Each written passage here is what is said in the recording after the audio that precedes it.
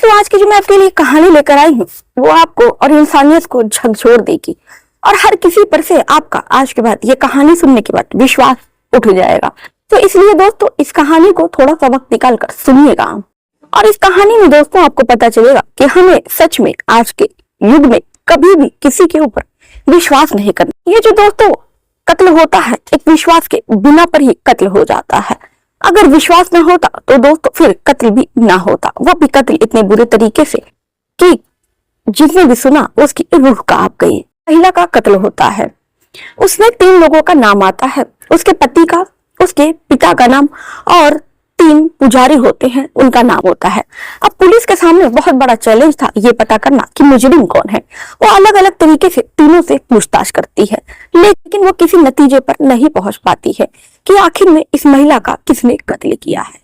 तो दोस्तों ये जो कहानी है बहुत ज्यादा इंटरेस्टिंग कहानी है और ये जो घटना है दोस्तों 6 जुलाई सन 2024 की घटना है। तो थोड़ा सा वक्त निकालकर इस घटना को सुनिएगा और खुद भी जागरूक रहिएगा, आस पड़ोस के लोगों को सतर्क रखिएगा। तो आदाब, शिस्तिका, नमस्कार, हाजिरों में फिर एक बार आपके साथ। उम्मीद है हाईवे क्राइम टेक की फैमिली अच्छी होगी, स्वस्थ होगी, मस्त होगी, अपना ख्याल रख रही होगी।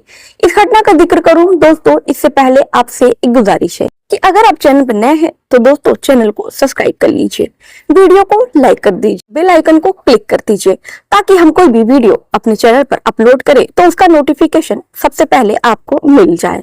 और दोस्तों अगर आप चाहते हैं कि मैं अपनी वीडियो में आपका नाम लूं तो अपने नाम के साथ साथ अपने जिले, मोहल्ले, कस्बे का नाम अवश्य लिखें, हम अगली वीडियो में आपका नाम जरूर लेंगे। तो चलिए दोस्तों इस घटना की शुरुआत करते हैं। दरअसल दोस्तों ये जो घटना है नवी मुंबई की घटना है। नवी मुंबई का एक थाना पड़ता है एनसीआर थाने के अंतर्गत एक गांव आता है जिस गांव का नाम बेलापुर होता है। बेलापुर गांव के अंतर्गत एक परिवार रहता है। परिवार में पति, पत्नी, बच्चा, सास, ससुर इतने सारे लोग रहते थे। परिवार में सब कुछ अच्छा था और सब कुछ ठीक चल रहा था। परिवार का जो मुखिया था उसका नाम रमेश होता है। रमेश की जो पत्नी थी जिसका नाम सविता होता है, सविता की उम्र 30 साल की होती है। सब कुछ जिंदगी में उनके अच्छा चल रहा था, ठीक चल रहा था। कुछ सालों के बाद उनकी जिंदगी में एक छोटा सा बच्चा आ जाता है।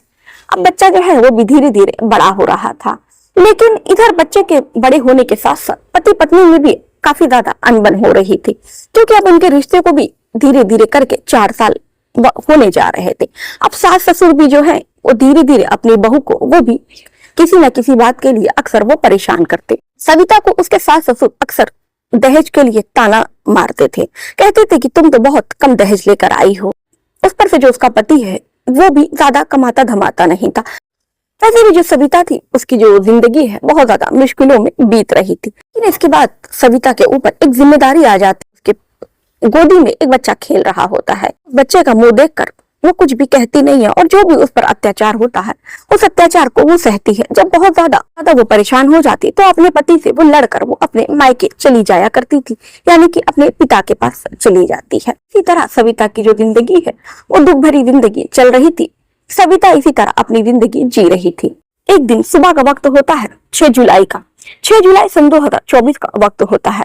सविता के घर में सविता की जो सास है वो अपनी बहू को ताना मारती है, कहती है कि तुम तो बताओ मेरे बेटे के लिए तुम दहेज में एक गाड़ी तक नहीं ले आई। मेरे बेटे को इतना दूर जाना होता है कमाने के लिए। अगर तुम्हारे पिता ने गाड़ी दी होती तो आज मेरे बेटे को कितना आराम होता। इस बात को सुनकर फिर सविता अपने सास से कहती है कि माता जी अगर मेरे पापा सक्षम होते, देने योग्य होते तो अपने वो दामाद को जरूर गाड़ी देते। और पापा ने कहा है कि अगर उनके पास पैसा होगा तो अभी भी वो रमेश को गाड़ी देने के लिए तैयार है और उन्होंने कहा है कि जब उनके पास पैसा होगा वो रमेश को एक गाड़ी दिला देंगे।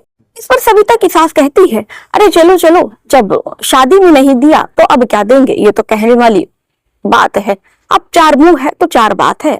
अब जब ये बात सविता सुनती है तो अपनी सास से कहती है कि माता जी अगर आपको मेरे पिता के ऊपर विश्वास नहीं है तो फिर आप ये बातें छेड़ती ही क्यों हैं? क्यों आप मुझे बात बात में दहेज के लिए ताने देती हैं? आपको तो पहले से ही पता था कि पिताजी दहेज में कुछ नहीं दे रहे हैं और देने योग्य नहीं है। किसी तरह उन्होंने कैसे मेरी शादी करती। अगर आपको दहेज चाहिए था आपको अपनी बेटी की शादी कहीं और करनी चाहिए था। सुनना था कि सविता के साथ सविता को गाली देने लगती है। अब दोनों के बीच में, बहू और सास के बीच में लड़ाई होने लगती है। जब हल्ला गुल्ला होता है तो रमेश भी सुनकर बाहर आता है। ना गलती देखता है कि गलती किसकी है, वो अपनी पत्नी को पीटने लगता है। जो सविता है अपने पति की पिटाई खाकर, मार खाकर वो अपने बेटे को, 4 साल के बेटे को उठाती है, वो घर से निकल जाती है। उसका जो पति है वो भी उस दिन उसको रोकता नहीं है। शायद उसका पति उसको रोक लेता तो शायद जो दुर्घटना उसके साथ हुई शायद वो नहीं होती। वैसे भी कहते हैं दोस्तों कि गुस्से में इंसान को कोई कदम नहीं उठाना चाहिए। अब वो गुस्से में घर से निकल जाती है और फिर वो सोचती है कि वो अपने पिताजी के घर चली जाए, क्योंकि जब भी उसके सास से या उस सविता के पति से लड़ाई होती तो सविता अपने पिता के घर चली जाया करती थी। लेकिन इस बार सविता पता नहीं क्या सोचकर वो अपने घर पर नहीं जाती है और एक मंदिर में जाकर बैठकर बहुत रो रही थी। वहां पर वो बहुत ज्यादा रोती है, पर सविता भगवान के आगे अपने दुखों का वर्णन करती है। कहती है कि हे भगवान, तुमने मुझे इतना गरीब क्यों बनाया, मेरे पिता को इतना असहाय क्यों बनाया, क्यों गरीब बनाया। आज हम अगर गरीब ना होते, मेरे पिता मेरे पति को, मेरे सास ससुर को हर वो सामान दहेज में दिए होते जो मेरे सास ससुर को चाहिए था। इसका ताना जो है मुझे जिंदगी भर मैं 4 सालों से सुन रही हूँ। अब मेरा जीना भी बहुत ज्यादा मुश्किल हो गया है। मैं सोचती हूँ अपनी जिंदगी को खत्म कर लूं। मैं अभी भी घर से निकली थी कि अपनी जिंदगी को खत्म कर लूं, आत्महत्या कर लूं। लेकिन देखो भगवान, किस दुविधा में फंस गई हूँ कि अब मेरी गोदी में तुमने एक नन्हा सा लाल दे दिया है। अब मैं इसको छोड़कर भला कैसे अपनी जिंदगी लीला समाप्त कर लूं। मेरे जाने के बाद इसको कौन देखेगा। अब ये कहकर फूट फूट कर उसी मंदिर में अपना सर पटक पटक के रोने लगती है। तभी वहां पर एक पुजारी उसके पास जाता है। पुजारी उससे पूछता है कि बिटिया क्या बात है, तुम इतना क्यों रो रही हो, लग रहा है तुम बहुत ज्यादा दुख की मारी हो, क्या विपदा आ पड़ी है। बेटा बताओ, भगवान तुम्हारा कल्याण करेंगे, तुम्हारे लिए मैं प्रार्थना अवश्य करूंगा। भगवान के घर में बेटा देर है अंधेर नहीं है। अब जब पुजारी उसको ये बात सविता को समझाता है तो सविता और बहुत ज्यादा फूट फूट के रोने लगती है और उस पुजारी के चरणों में गिर जाती है। कहती है बाबा मुझे बचा लो, मैं बहुत ज्यादा परेशान हूँ, बहुत ज्यादा दुखियारी हूँ। मैं तो मरने के लिए निकली थी, लेकिन मैंने सोचा कि भगवान के चरण में आकर अपना दुख सुनाऊं भगवान को। हो सकता है भगवान को मुझ पर दया आ जाए, हो सकता है भगवान मेरा दुख सुनकर मेरा दुख हरण कर ले। पुजारी जो है सविता को चुप कराता है और बैठाता है। कहता है कि बेटा कोई बात नहीं, तुम परेशान ना हो। अब पुजारी उसको समझाता है तो सविता अपने आंसू को पोंछ लेती है। अब पुजारी जो है सविता को एक माला लाकर देता है जो भगवान को अर्पित रहता है। अब सविता उस माले का जाप करने लगती है। जाप करते करते शाम हो जाती है। मंदिर के 2 और पुजारी सविता के पास आते हैं। अब सविता को फिर कहते हैं कि बेटा तुमने सुबह से कुछ खाया नहीं है, तुम कुछ खाना खा लो। अब जो तीनों पुजारी होते हैं, तीनों पुजारी सविता को कुछ खाने के लिए देते हैं। उसके बाद सविता से कहते हैं बेटा तुम खा लो और कुछ देर आराम कर लो। अब सविता वहां पर आराम करने लगती, तभी शाम हो जाती है। अब सविता का जाने का मन नहीं था, भगवान के छत्र छाया के नीचे थी तो कहीं ना कहीं उसको बहुत ज्यादा शांति मिल रही थी, इसलिए वो अब जाना नहीं चाह रही थी, ना अपने पति के घर ना ही अपने पिता के घर। अब वो वहीं पर रहने का मन बनाती है। अब जो पुजारी है कहते हैं कि बिटिया ठीक है तुम यहाँ पर सो जाओ, ये लो मैं तुम्हारे लिए चाय लेकर आया हूँ। चाय में सविता को कुछ नशीला पदार्थ मिलाकर दे देते हैं। तीनों पुजारी उसके साथ बारी बारी करके उसका सामूहिक बलात्कार करते हैं। उसके बाद से जो पुजारी थे जब वो थक जाते हैं और जब उनकी जो वासना है जब वो शांत हो जाती है तो पुजारी सो जाते हैं उसी महिला के बगल में। अब फिर महिला की जब सुबह को 12 बजे आंख खुलती है, दरअसल वो जो महिला थी बहुत ज्यादा नशे में थी तो इसलिए वो रात भर उसकी आंख नींद नहीं खुलती है। महिला उठती है 12 बजे। अब उसके बाद से जब अपने को वो ऐसी हालत में पाती है तो उसे एहसास होता है कि उसके साथ इन तीनों पुजारियों ने कुछ तो गलत किया है। अब फिर उसके बाद से वो जो महिला है अपनी हालत देखकर बहुत ज्यादा चीखने चिल्लाने लगती है। ये जो तीनों पुजारी हैं ये भी उठ जाते हैं और ये भी परेशान हो जाते हैं कि अगर ये चिल्लाएगी आस पड़ोस के लोग इकट्ठा हो जाएंगे और फिर सबको ये बता देगी कि तीनों पुजारियों ने इसका बलात्कार किया है। एक पुजारी उस महिला का मुंह दबाता है और एक पुजारी एक बड़ा सा पत्थर लाकर उसके सर पर मारता है। तीसरा जो पुजारी होता है वो उसका गला ही दबा देता है। फिर वहीं पे पास में एक पहाड़ी होती है, पहाड़ी से ले जाकर सविता को नीचे फेंक देते हैं। फिर जो पुजारी है वो अपने अपने काम में लग जाते हैं। इधर जो सविता का पति होता है, सविता 6 जुलाई को घर पहुंची थी, अब 9 जुलाई आ जाती है। 7 जुलाई को सविता का पति सविता के पापा को फोन करता है, कहता है कि सविता आपके घर पर आई है क्या? तो सविता के पापा कहते हैं कि नहीं, वो तो घर पर नहीं आई है। पूछते हैं सविता के पापा घबरा कर कि क्यों, क्या हुआ? रमेश बताता है कि मम्मी और सविता में लड़ाई हुई थी और इसी गुस्से में मैंने भी सविता को मार दिया था और इसी गुस्से में सविता घर छोड़कर चली गई। मुझे लगा कि वो आपके घर गई होगी। जब उसके पापा इतना सुनते हैं तो बहुत ज्यादा घबरा जाते हैं, परेशान हो जाते हैं।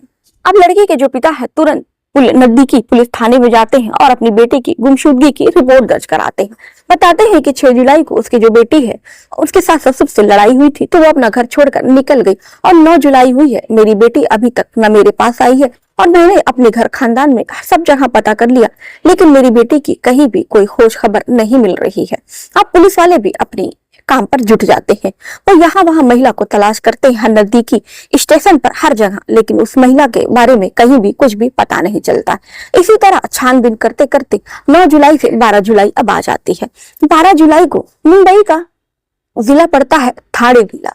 ठाणे जिला के पास ही वही दिवाली करके एक पहाड़ी पड़ती है।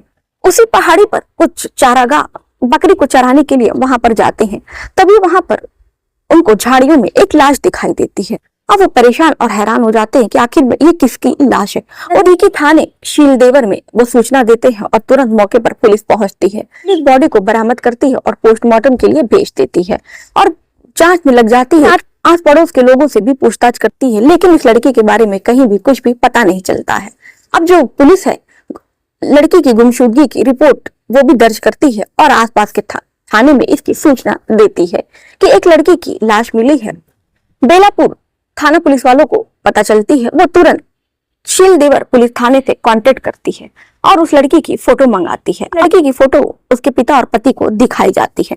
दोनों उस फोटो को पहचान लेते हैं कि अरे ये तो मेरी बेटी, अरे ये तो मेरी पत्नी है। उसके बाद से वहां पे रोना पिटना मच जाता है। अब पुलिस के सामने ये सवाल था कि आखिर में ये जो लड़की है ये दीवा पहाड़ी के पास कैसे पहुंची। 24 घंटे के बाद पोस्टमार्टम रिपोर्ट आ जाती है। पोस्टमार्टम रिपोर्ट में खुलासा होता है कि इसको मारने से पहले इसका सामूहिक बलात्कार किया गया है और गला दबाकर उसकी हत्या कर दी गई है। अब पुलिस जब ये बात सुनती है तो बहुत ज्यादा चौंक जाती है और फिर छानबीन में लग जाती है कि आखिर में इसका बलात्कार किसने किया है। जहां पर उसकी लाश मिलती है दीवावली पहाड़ी पर, वहां पर वो पहुंचती है उस पहाड़ी पर और केवल उस पहाड़ी पर एक मंदिर होती है। अब उस मंदिर में जाती है, लेकिन उनको शक नहीं होता है कि मंदिर के पुजारी या मंदिर के लोग ऐसा कर सकते हैं। अब वो उसी पुजारी से जो उस महिला का बलात्कार किया होता है उसी से वो पूछताछ करती है। अब जो पंडित है, जो पुजारी होते हैं, वो कहते हैं कि नहीं साहब, ये महिला तो यहाँ पर नहीं आई थी। अगर ये महिला यहाँ पर आती तो ऐसा कुछ होता ही नहीं, क्योंकि भगवान के घर में बहुत दुखियारी लोग आते हैं और भगवान हर किसी की विपदा हार लेता है। उसके बाद जो पुलिस है वहां पर पूछताछ करके निकलने लगते हैं। जैसे ही बाहर वो निकलते हैं वहां पर उनकी नजर एक कैमरे पर पड़ती है। अब तुरंत उस कैमरे के वो पास पहुंचते हैं तो देखते हैं कि जो कैमरा है उसका तार कटा हुआ है। अब पुलिस वालों को कहीं ना कहीं मंदिर के पुजारियों के ऊपर शक हो जाता है। तीनों पुजारियों को लेकर थाना लेकर आते हैं और अपने तरीके से पूछताछ करते हैं। अब पुलिस अपने तरीके से पूछताछ करती है तो जो पुजारी होते हैं वो टूट जाते हैं और अपना अपराध जो है वो कबूल कर लेते हैं। बताते हैं कि उनसे बहुत बड़ी गलती हो गई। वो उनकी लड़की के ऊपर नीयत खराब हो जाती है और वो रात भर उसके साथ शारीरिक संबंध बनाते हैं, उसका बलात्कार करते हैं। लेकिन वो उस लड़की को मारना नहीं चाहते थे, लेकिन जो महिला है वो चीखने लगती है, चिल्लाने लगती है। इसलिए पुजारियों को समझ में नहीं आता है कि वो क्या करे और इस कारण से उस महिला का कत्ल कर देते हैं। तो दोस्तों, ये घटना आपको कैसी लगी आप हमें कमेंट में करके अपनी राय जरूर बताइएगा। तो दोस्तों चलिए मिलते हैं फिर इसी समय पर एक नई कहानी के साथ। अभी तक आपने मेरे चैनल को सब्सक्राइब नहीं किया तो मेरे चैनल को सब्सक्राइब करके मुझे अपना प्यार और सपोर्ट दें। तो चलिए मिलते हैं फिर किसी और घटना के साथ।